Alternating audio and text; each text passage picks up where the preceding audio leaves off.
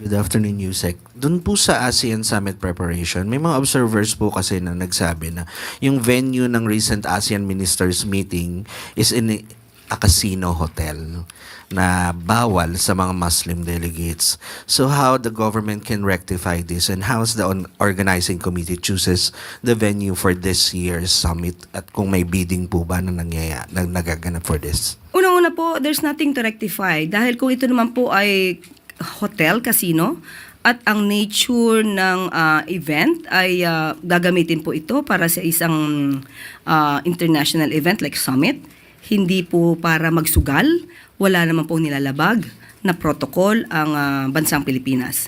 So iba po kasi ang usapan kung pupunta doon para magsugal. Pero kapag ka po ang hotel, although may kasamang casino, pero ang purpose po ay umattend na isang event, hindi po naman wala po nilalabag na anumang protocol ang Office of the President or ang administrasyon na ito. Patungkol po naman sa sinasabi nating procurement, ang proseso po na ito ay mahigpit po na tinututukan at kasama na rin po ang evaluation, of course, at ang nature ng event.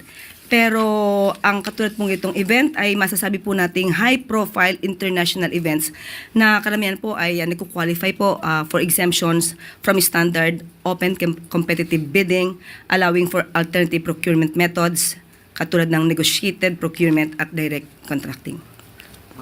Transparent din po ba ang pag-release na kung magkanong pondo ang magagastos for this summit this year? Nagre-report naman po at makakaasa po kayo dahil ang Pangulo po ayaw po niya ng usapin patungkol sa korupsyon, kaya po makakaasa po kayo dyan. Thank you.